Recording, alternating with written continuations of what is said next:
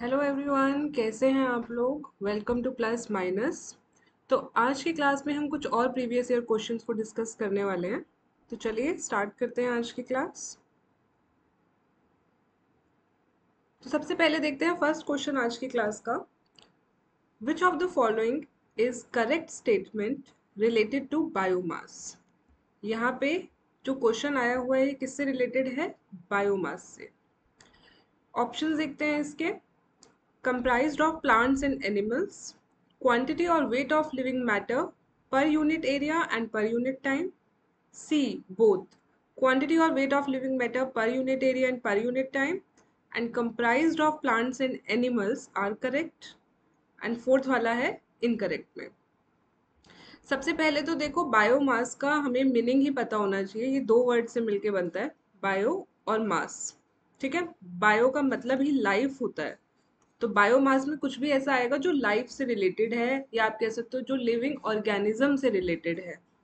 और मास मतलब कोई भी थिंग।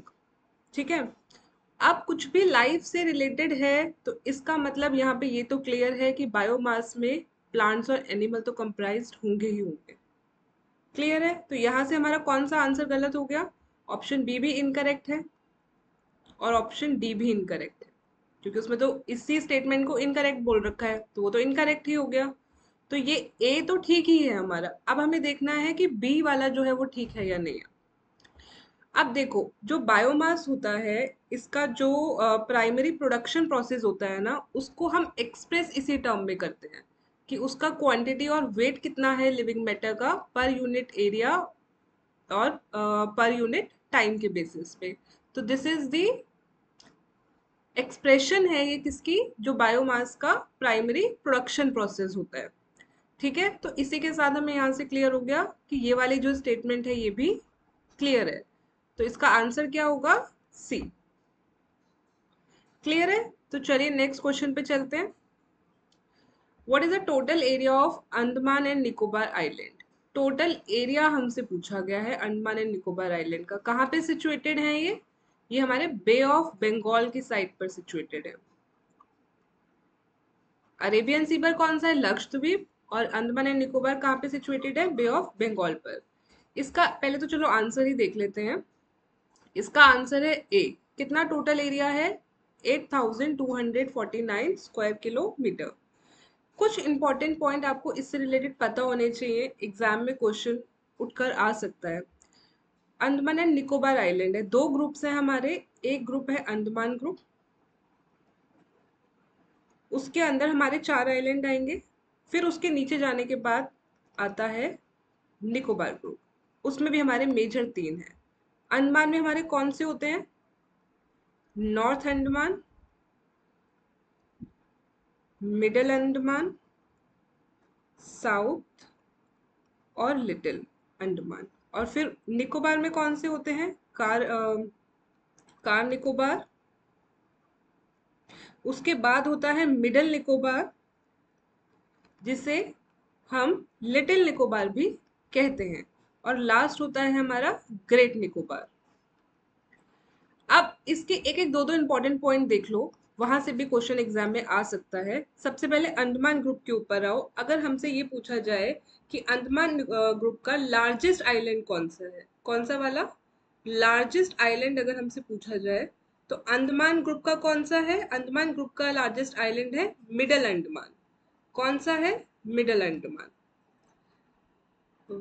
वेयर एज अगर हमसे निकोबार ग्रुप में पूछा जाए कि लार्जेस्ट आइलैंड कौन सा है, तो हम क्या बोलेंगे? ये है ग्रेट निकोबार। कौन सा वाला है? ग्रेट निकोबार। ये तो लार्जेस्ट आइलैंड हो गया। अब हमसे पूछा जाए स्मॉलेस्ट आइलैंड कौन सा है अंडमान ग्रुप का, तो उसको हम कहते हैं, जो स्मॉलेस्ट वाला है उसे हम कहते हैं रूज आइलैंड। कौन सा आइलैंड है वो? रूज आइलैंड है। और अगर हमसे निकोबार ग्रुप का स्मॉलेस्ट पूछा जाए तो वो कौन सा है? पीलियो मिलो, विच इज पीलियो मिलो। ये लार्जेस्ट थे और ये दोनों स्मॉलेस्ट है। अब एक चीज और इसमें हमसे पूछ लेते हैं, हाईएस्ट पीक बताओ। हाईएस्ट पीक कि अंडमान ग्रुप की हाईएस्ट पीक कौन सी है और निकोबार ग्रुप की हाईएस्ट पीक कौन सी है। तो अंडमान ग्रुप की हाईएस्ट पीक कौन सी है? उसे हम कहते हैं सैडल पीक। इसे बहुत इंपॉर्टेंट मार्क कर लो, बहुत इंपॉर्टेंट है ये। अंडमान ग्रुप की हाईएस्ट पीक कौन सी है? Saddle peak. और निकोबार ग्रुप की हाईएस्ट पीक कौन सी है? माउंट थूलियर। माउंट थूलियर।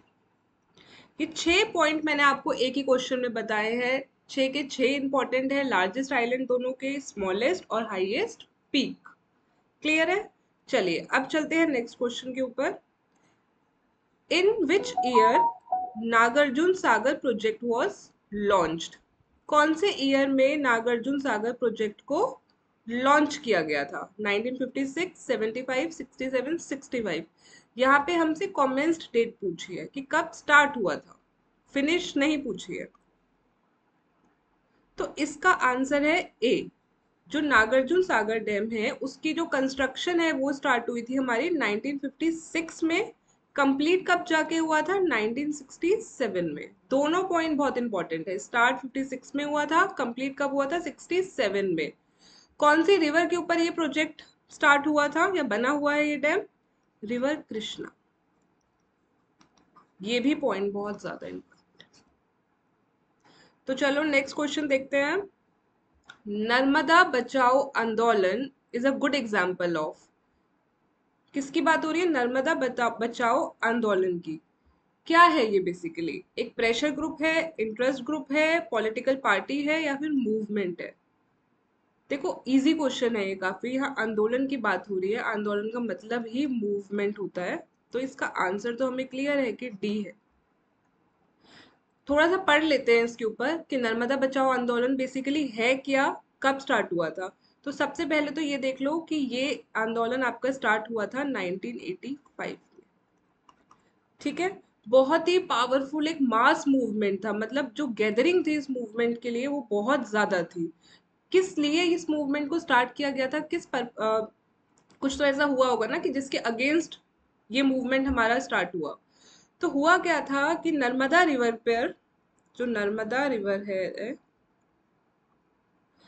उस पर जब डैम की कंस्ट्रक्शन एक्टिविटीज स्टार्ट हुई थी 1985 के आसपास, उसके अगेंस्ट जो वहाँ के सोशल एक्टिविस्ट थे, लोकल आदिवासी थे, उन्होंने इस मूवमेंट को, इस आंदोलन को स्टार्ट किया था। दो बहुत ज्यादा इंपॉर्टेंट नेम है इस मूवमेंट से रिलेटेड, आप लोगों को पता होने चाहिए। पहला नाम है मेधा पाटकर, बहुत एक अच्छा कंट्रीब्यूशन इन सोशल एक्टिविस्ट का रहा था इस आंदोलन में। और दूसरा नाम है बाबा आमटे। क्लियर है? तो चलो नेक्स्ट क्वेश्चन देखते हैं हम जी। In which of the following articles of Indian constitution the election provision are mentioned? कौन सा आर्टिकल है हमारे इंडियन कॉन्स्टिट्यूशन का जिसमें इलेक्शन प्रोविजन को मेंशन किया गया है? 329 से 334, 334 से 329, 339 टू 334, 334 टू 329। तो चलो पहले इसका आंसर देखते हैं।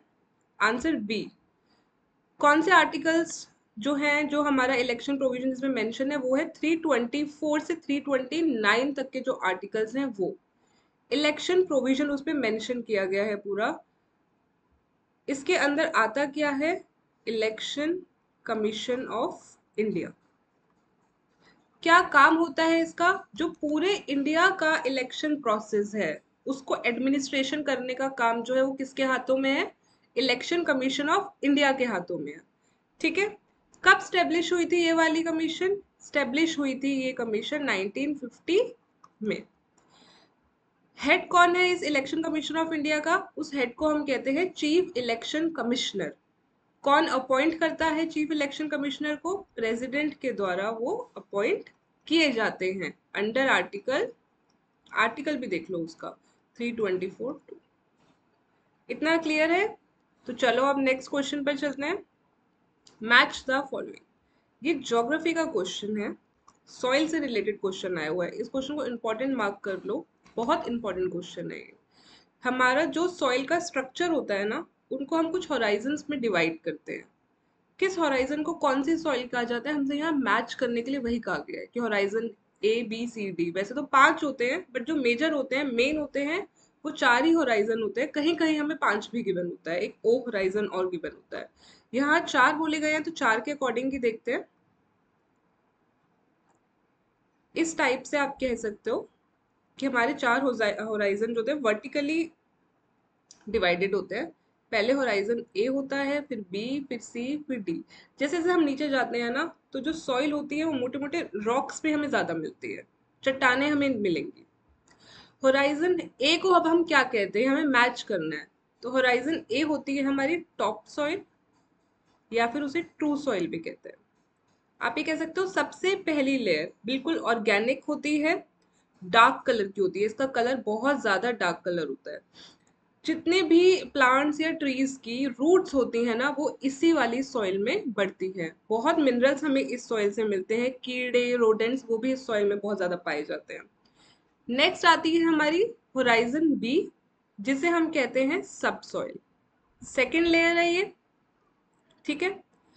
ये इसका जो कलर होता है ना, वो थोड़ा ज्यादा लाल होता है। उसका रीजन क्या है, ये बहुत इंपॉर्टेंट पॉइंट है। इसका रीजन ये होता है कि जो आयरन ऑक्साइड है ना, वो इस वाली लेयर में सबसे ज्यादा मिलता है। दैट्स वाई जो इस सॉइल का कलर होता है वो थोड़ा सा ज्यादा लाल। अगर इस तरीके से भी क्वेश्चन उठ के आ जाए कि आयरन ऑक्साइड कौन सी वाली लेयर या कौन से वाले होराइजन में मिलता है, तो it is B. Third horizon C, weathered soil. इसे क्या कहते हैं, वेदर्ड सॉइल।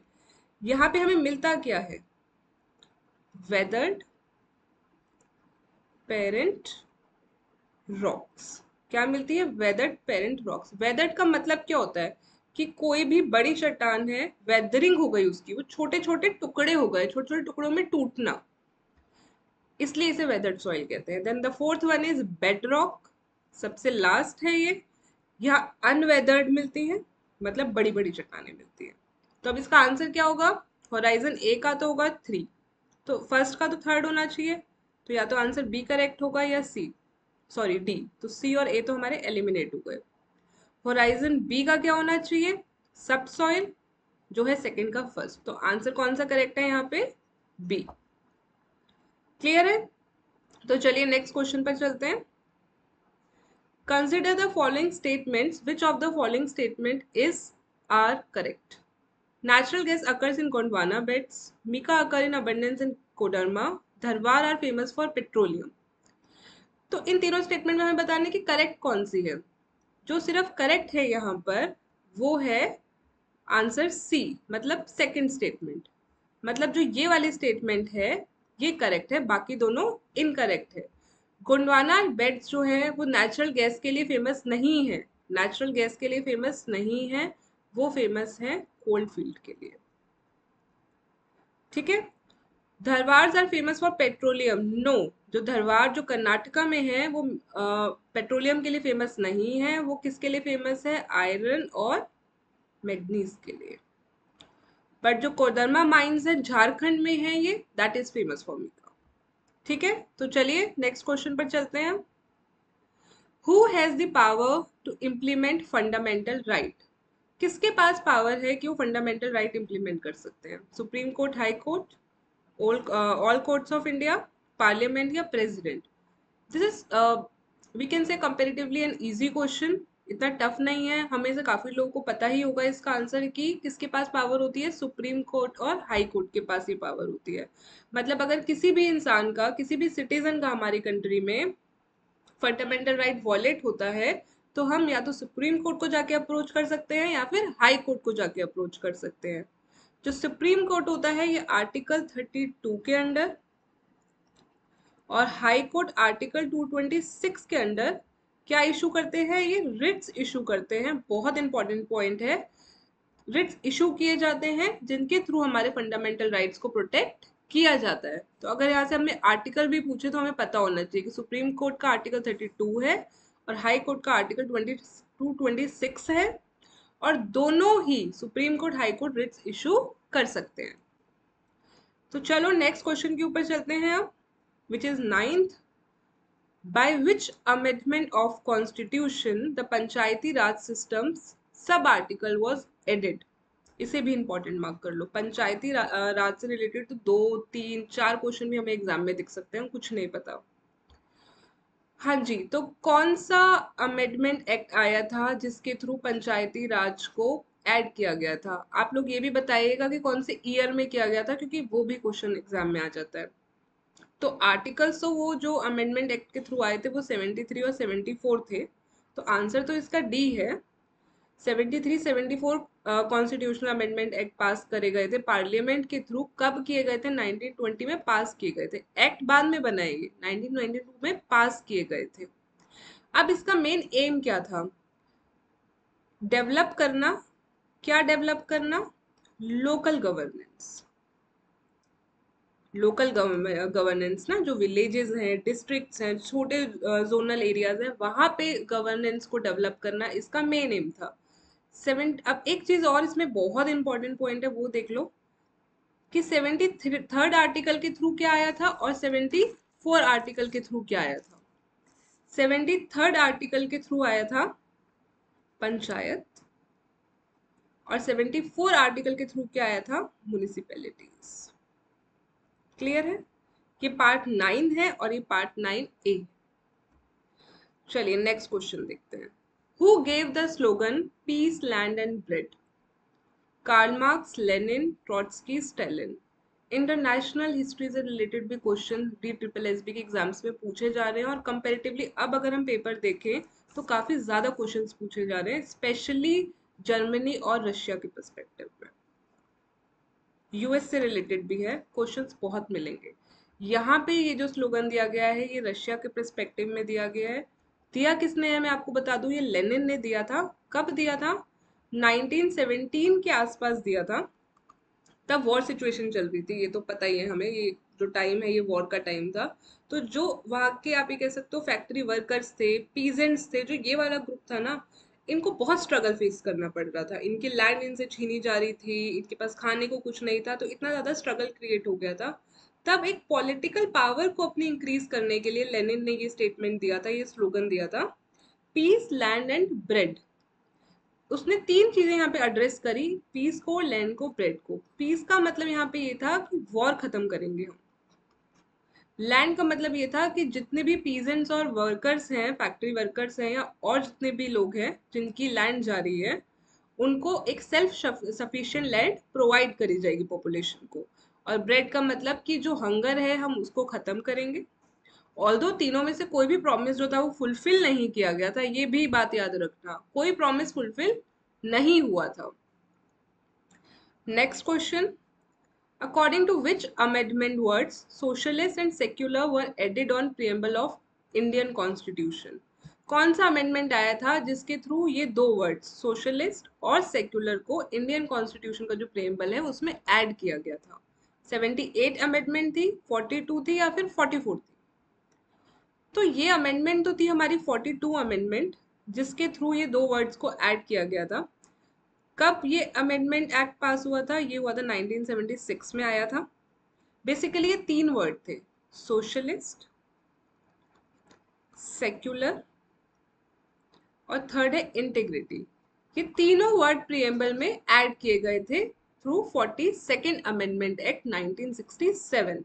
सोशलिस्ट और सेक्युलर को ऐड किया गया था सोवरेन और डेमोक्रेटिक के बीच में, और United unity of the nation को चेंज करके क्या बनाया गया? Unity and integrity of nation.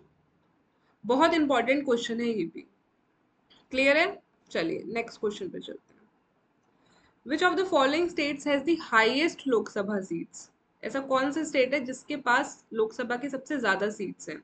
Waste Bengal, Maharashtra, Bihar, Andhra Pradesh. देखो इस ऑप्शन के अकॉर्डिंग तो इट इज महाराष्ट्र, सबसे ज्यादा सीट्स उसी के पास है। बट अगर ऑप्शन में उत्तर प्रदेश होता, महाराष्ट्र के साथ साथ अगर ऑप्शन में उत्तर प्रदेश भी होता, तो हम उत्तर प्रदेश को टिक करते, वहां सबसे हाईएस्ट है। क्लियर है? लोकसभा के कुछ और इंपॉर्टेंट पॉइंट देख लो। बेसिकली मैं आपको तीन इंपॉर्टेंट पॉइंट बताने वाली हूँ, उन तीनों से भी क्वेश्चन आता है। सबसे पहली बात तो लोकसभा कौन से आर्टिकल के अंदर आता है? आर्टिकल 80 में। जब हम ऐसे क्वेश्चंस के थ्रू आर्टिकल्स पढ़ लेते हैं ना, थोड़े एक तो जो ऑप्शंस में होते हैं उसके पार्ट भी इधर उधर, ये हमें याद रह जाते हैं। और आर्टिकल्स पढ़ना बहुत जरूरी है। आपने खुद देखा होगा कि क्वेश्चंस बहुत ज्यादा इस चीज से उठ के आए हैं, अमेंडमेंट से, आर्टिकल से। तो जो क्वेश्चन है ठीक है, उसके अपार्ट अगर कोई आर्टिकल की नॉलेज मिल सकती है तो वो लो, उसको याद रखो। याद रहेगा भी अगर हम ऐसे पढ़ते हैं। अब हमें याद रहेगा कि लोकसभा कौन से आर्टिकल के अंदर आता है, आर्टिकल 81। स्ट्रेंथ क्या है, स्ट्रेंथ है 550 प्लस 2, टोटल 552 होते हैं, बट जो 2 होते हैं ये एंग्लो इंडियन कम्युनिटी से बिलोंग करते हैं। 550 को भी ब्रेक किया जाता है, 530 स्टेट से होते हैं और 20 कहाँ से होते हैं, यूनियन टेरिटरी से। लोकसभा की जो नॉर्मल टर्म होती है वो 5 ईयर्स की होती है, बट अगर प्रेसिडेंट चाहे तो लोकसभा को 5 साल से पहले भी डिसॉल्व कर सकता है। ठीक है, तो चलिए नेक्स्ट क्वेश्चन पे चलते हैं। On dash, on which date Pandit Jawaharlal Nehru introduced the objective resolution in Constituent Assembly? Constituent Assembly की यहाँ बात हो रही है कि ये ऑब्जेक्टिव रिजोल्यूशन कब लाया गया था, कौन से ईयर, डेट, मंथ कब आया था? तो ये आया था 13 दिसंबर 1946 को। इसे इंट्रोड्यूस किया गया था, किसके थ्रू इंट्रोड्यूस किया गया था, जवाहरलाल नेहरू के थ्रू इंट्रोड्यूस किया गया था। जब कॉन्स्टिट्यूंट असेंबली को लेके पहला सेशन हुआ था उसी में ऑब्जेक्टिव रिजोल्यूशंस को लाया गया था। बेसिकली इनका आप ये कह सकते हो, इनको लाने का मेन एम क्या था, क्यों लाया गया, क्योंकि ये दिखाया गया इस ऑब्जेक्टिव रिजोल्यूशन के थ्रू कि जो इंडिया है वो एक इंडिपेंडेंट सॉवरेन रिपब्लिक है। जितने भी सिटीजन्स हैं हमारी कंट्री में उनको गारंटी दी गई किस चीज की, जस्टिस की, इक्वालिटी की, फ्रीडम, लिबर्टी की दी गई। और किस चीज के लिए अश्योरेंस दिया गया कि जो भी ये बैकवर्ड और माइनॉरिटी कम्युनिटीज हैं, ट्राइबल एरियाज के लोग हैं या और डिप्रेस्ड जो क्लासेस हैं, इन सबको एश्योरेंस दिया गया कि इनको प्रोटेक्शन प्रोवाइड करी जाएगी, इनके राइट्स को सेफगार्ड किया जाएगा। ये मेन एम था ऑब्जेक्टिव रिजोल्यूशन इंट्रोड्यूस करने का। क्लियर है? नेक्स्ट क्वेश्चन देखते हैं। In dash year an act was passed to recognize, ये टू है, to recognize Sinhala as the only official language in Sri Lanka. ये कौन से ईयर में एक्ट पास हुआ था? तो ये हुआ तो था 1956 में। कब हुआ था? 1956 में एक सिन्हाला बिल के थ्रू इस एक्ट को पास किया गया था। क्यों? क्योंकि जो सिन्हाला है, देखो जो श्रीलंका है उसमें जो मेजॉरिटी ऑफ द पॉपुलेशन है ना, वो किसकी है? वो सिन्हालीज की है। अराउंड आप कह सकते हो 74-76% तक है। बाकी 24-25% है वो है तमिल स्पीकिंग लोगों की। तो इनकी मेजोरिटी थी, इसलिए इस एक्ट को पास किया गया कि जो ऑफिशियल लैंग्वेज है कौन सी होनी चाहिए, सिन्हाला। लेकिन तमिल ने जो तमिलियंस थे वहां पर, उन्होंने इस चीज को बहुत अपोज किया, उनके ग्रीवेंसेस क्रिएट हुए कि नहीं। फिर लेटर ऑन, ये तो 1956 में पास हुआ है, 1958 में एक और बिल आया जिसके थ्रू तमिल को भी एक ऑफिशियल लैंग्वेज बोला गया, लेकिन जो सिर्फ मेजोरिटी ऑफ द वो वाले स्टेट थे जहाँ पे तमिल स्पीकिंग वाले लोगों की मेजोरिटी है, सिर्फ वहां के लिए। क्लियर है? तो नेक्स्ट क्वेश्चन देखते हैं हम। ये लास्ट क्वेश्चन है आज की क्लास का। Which of the is not the power of parliament? Option है हमारे 4, हमें बताना है कि इसमें से पार्लियामेंट की पावर कौन सी नहीं है। पार्लियामेंट कैन इंक्रीज और decrease area of any state, वो कर सकता है, उसके पास पावर है। Can change the name of any state, yes, parliament has the power to change the name of any state. Can impose any languages in the state, no. And can change the boundaries of any state, yes. तो इसका correct answer क्या होगा? सी। Parliament जो है उसके पास ये power नहीं है कि वो कोई भी लैंग्वेज किसी भी स्टेट में जाके इम्पोज कर सकता है। क्लियर है? तो आज की क्लास में बस इतना ही। Thank you so much for watching. So I'll see you in the next class. Thank you.